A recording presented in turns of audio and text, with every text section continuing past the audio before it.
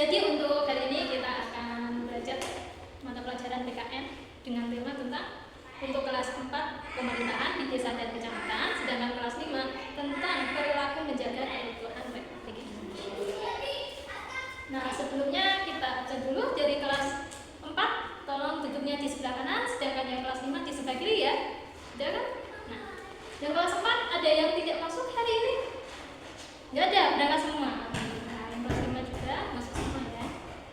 Nah, untuk pelajaran PKN hari ini, guru mau bertanya buat kelas 4, ada yang tahu siapa nama kepala desa masing-masing? Ayo. Oh, ternyata banyak yang nggak angkat tangan, pada nggak tahu nama kepala desanya ya. Kalau Pak Carik, sekretaris, ada yang tahu? Oh, banyak juga. Ternyata lebih banyak Pak Cariknya yang tahu daripada kepala desanya.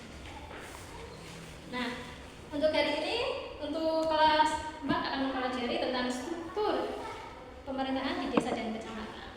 Nah, sedangkan untuk kelas 5 akan mempelajari tentang cara menjaga keutuhan Republik Indonesia. Untuk kelas 5, guru mau tanya, pernah lihat ya, ada yang pernah dengar tentang Papua Merdeka? Nggak pernah? Wah, berarti ini jarang nonton film. Nah, seperti yang diketahui kelas 5 ya, kita ini adalah negara berbentuk NKRI, Negara Kesatuan Republik Indonesia dengan berbagai pulau, budaya, dan juga suku. Karena ada banyak budaya itu, kita harus menjaga persatuan. Nah, hari ini untuk kelas 5 dulu, bukan ini ada beberapa artikel yang berbeda-beda ya, dalam yang menunjukkan adanya ancaman terhadap NKRI. Ancamannya apa? Di sini ada 5 kategori. Jadi untuk kelas 5 harap membentuk kelompok, 5 kelompok. Nanti masing-masing kelompok akan diberikan satu artikel dengan tema tertentu. Kalian lihat peristiwa apa yang telah terjadi, kenapa hal ini bisa mengancam keutuhan NKRI, dan bagaimana cara mengatasinya. Nah, beberapa di antara tema itu adalah radikalisme, intoleransi. Nah, dengar? Ya, intoleransi itu tidak toleran. Diskriminasi, gerakan separatis yang tadi Papua itu, serta pelanggaran hukum. Nah, ya, dibentuk dulu kelompoknya, nanti artikelnya akan dibagikan ke satu-satu ya. Nah, untuk kelas 4, ayo kita akan mempelajari dari perangkat desa dan perangkat kecamatan. Ya. Coba dilihat ke zaman dahulu, coba dilihat ke layar.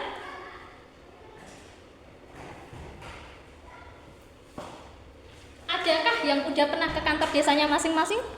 Nah, kalau kalian udah pernah ke kantor desa masing-masing, pasti pernah melihat bagian seperti ini.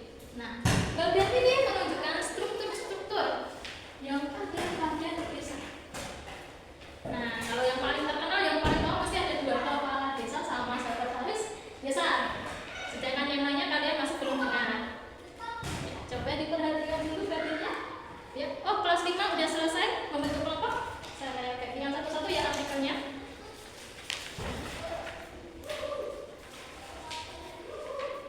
Ya, nanti untuk kelas 5 tolong artikel itu kalian diskusikan. Itu yang tadi Dani bilang, kalian bahas kenapa kejadian itu bisa mengancam keutuhan NKRI, bagaimana cara mengatasinya, apa sebab kejadian itu. Harap didiskusikan. Nanti kita akan maju tiap satu kelompok ya ke depan. Nah, untuk ya silakan casting untuk kelas 4. Di sini ada beberapa. Yang pertama, BPD. Ada yang tahu singkatannya? Ya, BPD. Ya, Mbak, kamu yang kenal? Iya, BPD itu singkatan dari Badan Pengawas Desa. Seperti namanya, BPD itu berfungsi mengawasi pemerintahan di desa, baik keuangan maupun secara struktural. Di bawah kepala desa ada siapa lagi? Nah, bawahan dari kepala desa, kalian ini melihat ada sekretaris desa. Nah, sekretaris desa ini tidak sendiri, dia membawahi kawan-kawan.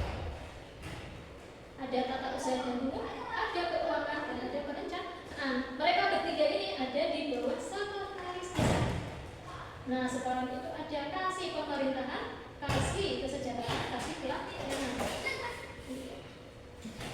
Nah, di sini kepala desa selain memiliki kasih dan juga sekretaris juga membawahi kepala dusun. Ayo, ada yang tahu nama dusunnya?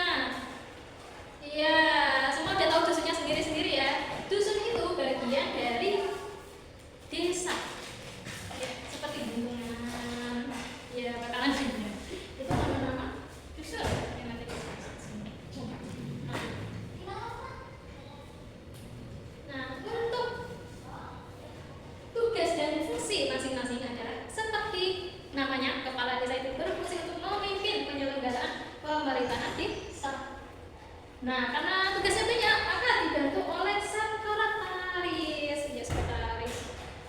Sekretaris ini berfungsi mengurus tentang tata usaha, urusan umum, inventaris dan administrasi. Jadi seperti biasanya kalau kita mau cari-cari surat juga mintanya ke sekretaris desa.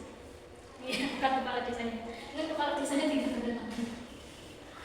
Nah, selain ada sekretaris, juga ada kepala kasih. Ya, sama seperti kelas ya, ada si dan lain-lain. Sedangkan kalau di desa ada pemerintahan, kesejahteraan, pelayanan. Nah, coba kalian buka bukunya juga, di situ ada di tempat rincian tentang fungsi-fungsi dari kasih dan pelayanan tersebut. Untuk pembelajaran kali ini, kalian akan lebih diperlihatkan tentang struktur. Untuk fungsinya akan dipelajari mendalam ke pelajaran selanjutnya. Selain struktur organisasi pemerintahan desa, kita juga akan mempelajari struktur di wilayah kecamatan. Ayo, kalau kecamatannya pasti udah tahu. Kalau Pak Camatnya, ada yang tahu camatnya siapa? Masa nggak ada yang tahu? Lebih terkenal kepala desa daripada camatnya. Iya, camat ini ditunjuk oleh bupati. Bukan karena ditunjuk bupati jadi kalian tahu. Nah, di sini Pak Camat membawahi beberapa seksi seperti kepala desa. Sama, dia juga punya sekretaris camat. Ayo, ada yang tahu sekretarisnya? Tapi nggak tahu lagi ternyata. Nggak pernah kelihatan. Nah, sekretaris ini membawahi dua subbagian, yaitu bagian perencanaan dan keuangan. Ayo, seperti namanya ini membahas masalah keuangan. Yang kedua, umum dan kepegawaian. Ya, berarti pegawai di kecamatan dibawahi oleh bagian itu. Ada juga kelompok jabatan fungsional yang iya. Jadi fungsi masing-masing adalah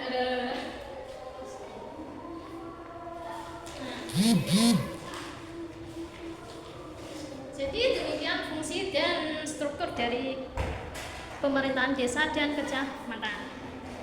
Nah, sekarang di sini Bu Tani membawa struktur. Di sini ada pemerintahan desa dan kecamatan. Ini kosong ya. Untuk tugas kalian hari ini, tolong diisi sesuai dengan yang ada di layar yang tadi sudah diajarkan.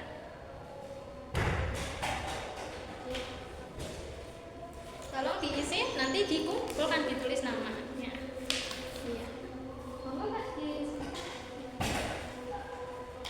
Jadi untuk kelas 4 tolong diisi dulu. Untuk kelas 5 udah selesai diskusinya? Iya. Nah, sekarang gantian maju satu-satu ke kelompok. Kita akan presentasi hasilnya. Ingat, yang harus dibahas adalah mengapa hal itu terjadi, mengapa kejadian itu bisa mengancam keutuhan NKRI, serta bagaimana sikap kita dalam menanggapi peristiwa itu sehingga menjaga keutuhan NKRI. Nah, jangan lupa diceritakan dulu kejadiannya apa.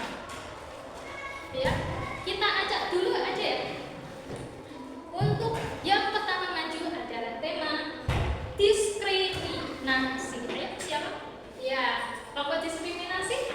Ayo silakan maju ke depan untuk presentasi. Nanti ada tanya jawab atau mungkin ada sanggahan dari kelompok yang mungkin pernah ada cara lain atau ada pemahaman lainnya. Ya, silakan kelompok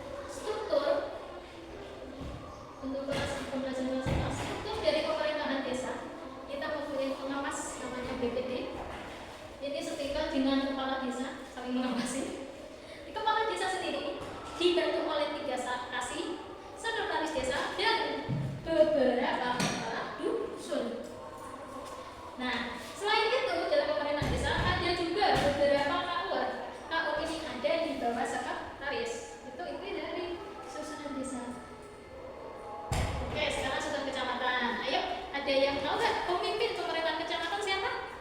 Ya, Mas? Siapa? Iya, benar. Pemimpin dari kecamatan itu mantan atau Pak Camat kalau kita biasanya bilang. Pak Camat itu juga membawahi beberapa. Ada yang tahu lagi? Iya. Mari silakan. Ya, benar. Sangat jenis kerja. Mantap. Selain sekretaris? Lupa. Iya. Sebagian masih ada lupa ya. Nah, selain kecamatan ada kelompok jabatan pembina dan juga beberapa shift atau jadi itu pelajaran sedangkan pembelajaran kelas 5. Ayo, tadi contoh-contoh dari peristiwa yang dapat mengancam kelas tingkat RI. Nah, masih ingat? Iya, masih.